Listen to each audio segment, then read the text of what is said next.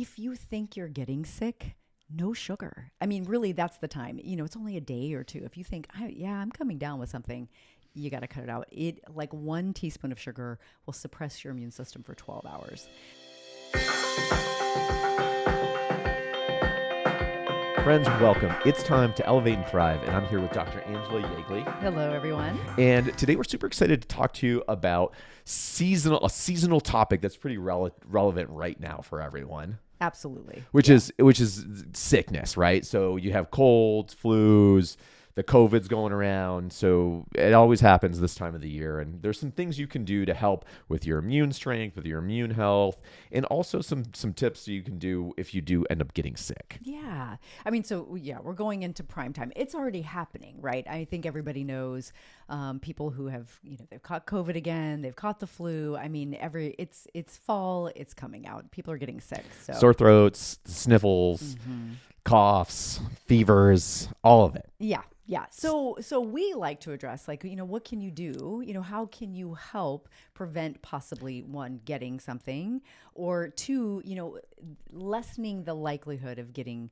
severely ill when you do catch something? Ideally, we dodge the bullet. Yes. Right? Ideally, yes. You don't get sick at all. And so let's start there with some of our top tips in terms of supplements, therapies, some things that you could start to weave into your lifestyle and your diet that are going to boost that immune system and help you not come down with something in the first place. Right. So a lot of this stuff people know, but I think it's really good to hear. Of course, diet is key. I mean, really leaning towards or having a whole foods diet that's full of vegetables, and fruits and, grass-fed meats, fantastic, good oils.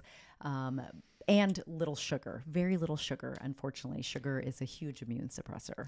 Yeah. And the thought I want to throw out on that is sometimes when you look at those lifestyle recommendations and the food recommendations, it can be a little daunting and it can sound really boring. And so I think the idea is for you to find some small ways that you can live with, that you can make some improvements. So maybe you could start with a breakfast swap out, start to incorporate a healthier, more whole foods, more nutrient dense, real organic greatness in the morning. In every little bit helps. Because I think sometimes when we bring up the food thing, it just can be an immediate turn off because it's like, you're basically telling me I can't have any fun. Yeah, I can't have any fun. Yeah. Cutting out everything. Yeah. My diet's going to be super boring. And that doesn't sound great to me. Yeah, that's an excellent point. I know I should do that, but I'm totally not going to do any of it. Yes. But that's the point. You don't have to do all of it to reap the benefit. Yeah. You could do a little bit of it and it can actually help quite a bit. And luckily these days there are so many creative people out there that come up with these incredible ideas. Like I just had a pumpkin chia seed with a little vanilla pudding, or basically like an oat chia mix with the pumpkin and a little bit of like a vanilla Greek yogurt, very low sugar.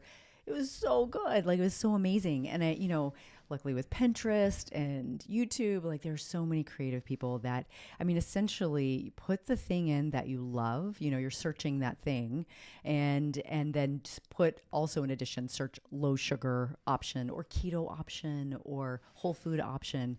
And somebody is going to have come up with this incredible version of the thing that you're trying to eat.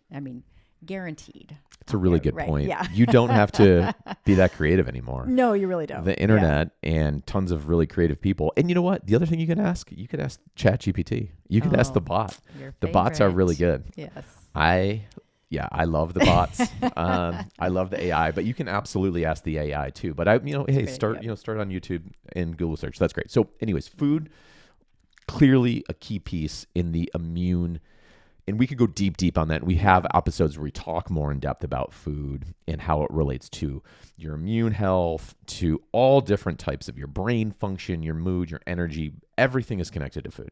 It is. So do not skip the food step. Do at least some good for yourself when it comes to food. And I will tell you, and we'll talk about this further later, but, if you think you're getting sick, no sugar. Really, that's the time. It's only a day or two. If you think, I'm coming down with something, you got to cut it out. It like 1 teaspoon of sugar will suppress your immune system for 12 hours.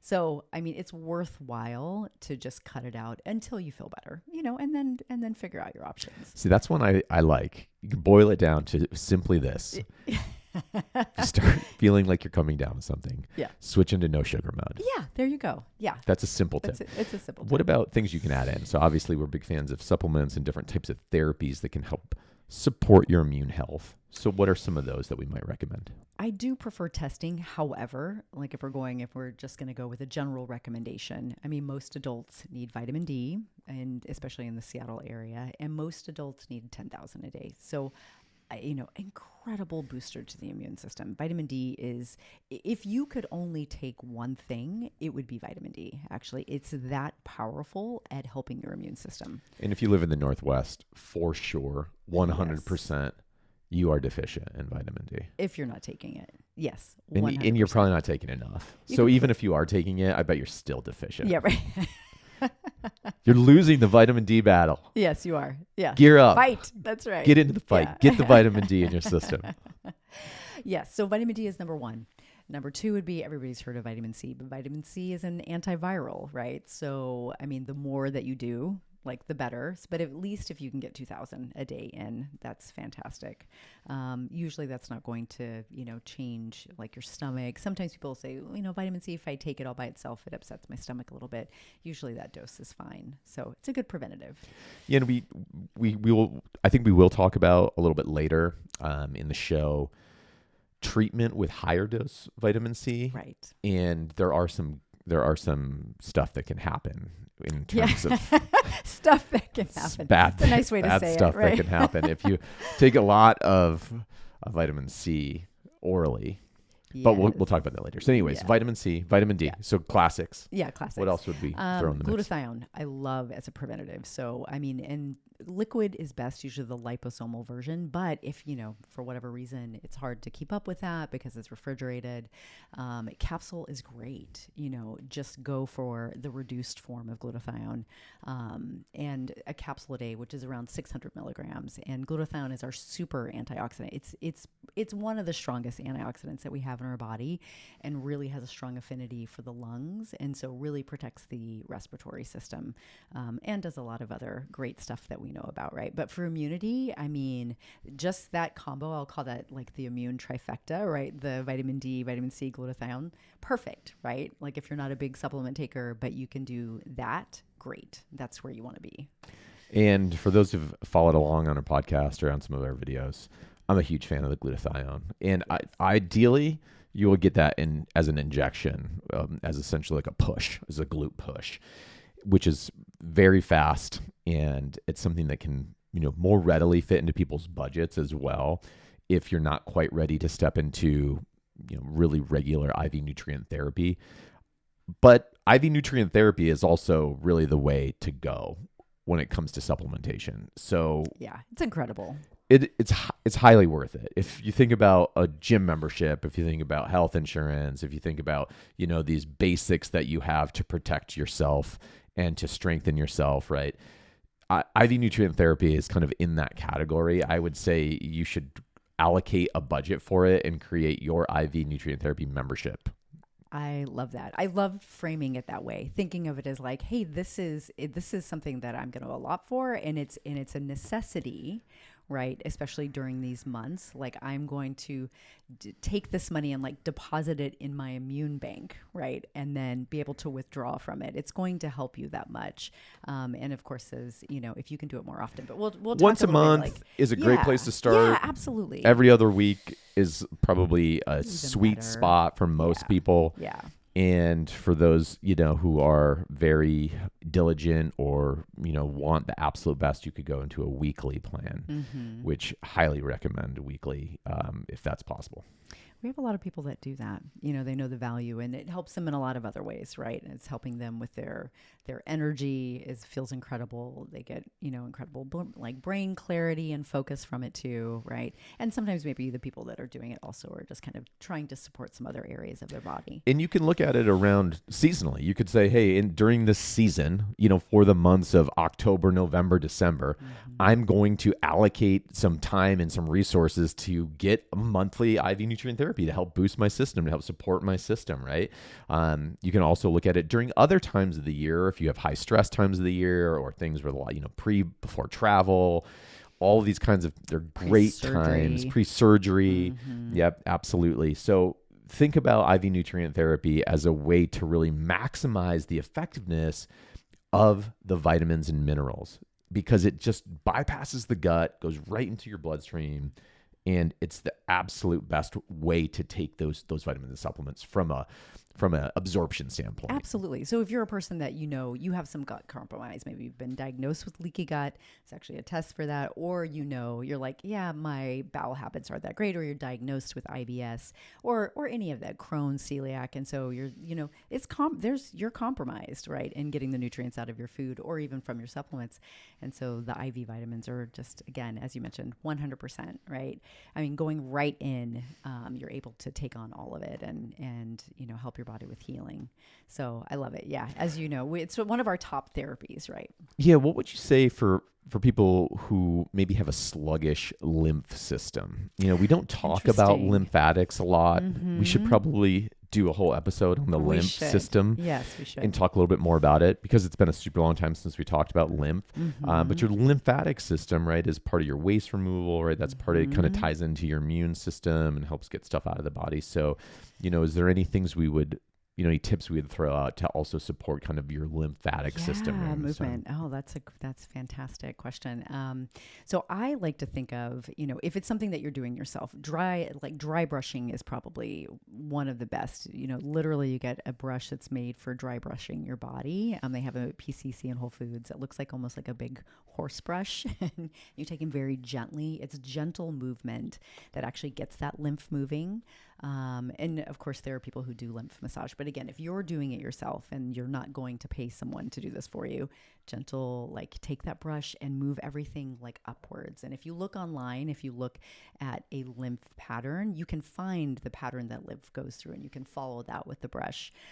Also sauna is fantastic, because you get a lot of sauna is amazing at improving cardiovascular integrity. And even they've done studies on people who have incredible, say they're marathon runners, or, they run competitively. When they do sauna on a regular basis, their cardiovascular strength and monitoring all the things they do for that goes up. It improves. So even people who are ultra fit. So we know for people who, if you're like, oh, I'm just an average person as far as fitness goes, or any person, or you have difficulty, with moving, which helps move lymph, right? If you have difficulty with moving, sauna is going to help you. So it doesn't really matter what spectrum you're on. If you're in pain, so you're not moving very much, or you're super, super fit, that sauna is going to help you move. It's going to detox the liver. It's going to push things out through your skin, which is our other major organ of elimination, and move the lymph as well. So yeah, so the double whammy tip there on the lymph system, and just again supporting your immune system and supporting your health during this seasonal time would be movement, different types of movement, and then look at maybe getting in some infrared sauna into the mix. Yeah, two great ways. And then the third one would be a dry brush. So dry brush would be another option. Which is very kind of cool. That's fine. I bet it feels really good. When you were talking about it, I was like, oh man, I bet the dry brushing is kind of a soothing, calming, it's very soothing, type of activity. Some people though will detox, so I think you have to just you have to maybe expect that a little bit, especially if you're not a person who's sweating very much, or you're not moving very much, or you haven't done something to detox yourself, or you've been doing a lot of things to load up your liver, like maybe doing a lot of foods that you shouldn't be doing, or drinking, things like that. If you haven't pushed your detox system in a way to get it to move, that brushing is going to do it. So just be aware that you might feel a little cruddy with the first times that you're doing it. Now let's talk about what happens when you get sick. So, those are we gave some great tips to help boost the system. But now let's say you've come down with something. Yes. Whether that's something mild or a little or more intense, let's kind of start with that mild. You get the cold, with little sniffles, or a mild sore throat, or you're just feeling down, crummy. what should you do to help move things along, speed up the process? Absolutely. So starting, say if we're thinking about food, right? Bone broth is fantastic. So it's full of basically immune cells that are going to come in and help your body fight infection. So if you don't mind bone broth, sometimes they're better brands than others, but like PCC and Whole Foods have frozen ones. So you can just take it out of the freezer because they, if you get it, they're kind of time intensive. They take like 24 hours to make, and then you have to have the bones and all of that. So just buy it. Yeah. Just buy it Costco pre-made. also has it. Oh, Costco. Yeah. Perfect. Chicken. So yeah, that's great. Yeah. Organic chicken bone broth. It's really good. There you go. Yeah. So bone broth throughout the day. I mean, usually again, no sugar, and just doing the things that feel like nourishing to you. So probably that's like soups. I mean, really, you can have the things that most people just don't feel well, so they're not eating that much anyway. So if you have, some toast, if you're not allergic to it, right? Something that doesn't really make you feel heavy or drag you down. That's okay. But really, soups are great. If you can get in some sort of vegetable broth or something like that too, or vegetables like steamed veggies. So listen to your body. Yeah. Hydrate. Yeah, hydrate. Thank you. Lots of hydration. Lots of water, Yep. electrolytes. And then getting into, the things that you would want to take. So if we really want to push things, great study on vitamin D, 50,000 IU a day for 5 days. So they did a major study. It was actually a double-blind, placebo-controlled study of 50,000 for 5 days, and basically no side effects, like no downside. The only if you have a parathyroid condition, which you would know because that's very unusual, or if you have sarcopenia, which is also very rare, right? Another condition. Those are the only 2 instances they found that those 2 groups could not do it. Extremely rare. Again, you're going to know if you have those things, right? So so what they did, the study on COVID with the 50,000 for 5 days, they found that people were much less sick who did the 50,000. They measured like viral load. The viral load was significantly lower in those people, less risk of transmission to other people for that reason. And then again, less risk of long COVID from actually doing those 5 days. So, you improve faster. And then, as everybody now is aware that we have a long COVID, and you never really know who is going to end up in that category. So reduce your risk. Just start the vitamin D. The only thing I would say, just be really careful. Don't do the D with a K because you don't want to increase all of your vitamin K in that same amount, right? So you have to just get vitamin D3 all alone, all by itself. So that would be number 1. And then number 2 is the vitamin C. Now we're going to, if you can, I would say bowel tolerance. So that's when you're getting into like 1,000 or 2,000 every couple hours, right? And then bowel tolerance is then basically when you have to urgently go poop, or when you have to, when you have loose stool, you're like, okay, now my stomach's a little upset. Then you're kind of at your max, and then you're good for the day. Most people when they're sick can get somewhere between 10 to 15,000 in. With that type of dosing. So it's a lot. That's a lot. It's a lot, yeah. But vitamin C is fantastic antiviral. It's going to help you quite a bit. Then zinc is great, at least at like a 30 milligram. You definitely want to do that with food because zinc is definitely upsetting to the stomach if it's without food. Quercetin is another. It's an amazing antioxidant, so it's fat soluble. Definitely want to take it with some food. And black pepper, like pepper, helps it absorb too. But what they found with quercetin, that was studied too as well with COVID, that it's anti-inflammatory, it's antiviral actually, and also just helps really boost the immune system. And then I would say the last thing is glutathione again, right? So now we're doing like 600 milligrams like 3 times a day, if you can get all that in. Yeah. It's a lot. lot. Yeah. It is a lot. Yeah. And if you're at a spot, where you're sick, and you're like, oh, what do I do? All of that can seem like a lot, but DoorDash, get some of this stuff, yeah, absolutely. Get some of the stuff delivered, have a friend drop it on the front porch. Yeah. The other thing probably I would throw in there also goes without mentioning, but let's mention it anyways, is sleep, obviously. Oh, thank you. Yes, and rest. yes. Sleep, rest, and recovery is huge. So yes, if you, definitely especially rest. Sometimes you're able to keep working when you're sick, if Yeah. you're working from home, or you have remote, And if there's opportunities for you to take naps and stuff like that, Great take idea. the naps. Or take the days off if you can. If you get I mean, sick sometimes time, you can't. sometimes Yeah. people don't get sick time anymore. It's just like you have your time that you have. But so rest though is essential. And then I forgot to mention melatonin. So melatonin is a very, we think of it as for sleep, but actually, again, there are studies related to, COVID brought out all kinds of studies that if you go high dose, and that's somewhere between 10 to 20 milligrams at night, also significantly helps to reduce, viral infection. So, and they're using it now, actually, very high doses of melatonin in the integrative cancer centers also. And also where they're looking at studies where, say, if somebody's going in for a high dose radiation of something, right, like a CT scan, this is a little crazy, studies on doing like 160 milligrams of melatonin before actually going in for the scan, and protects the cells, because there's actually, the cells really get blasted quite a bit. It's pretty damaging. And there was a great amount of protection by doing that much melatonin for like the evening before.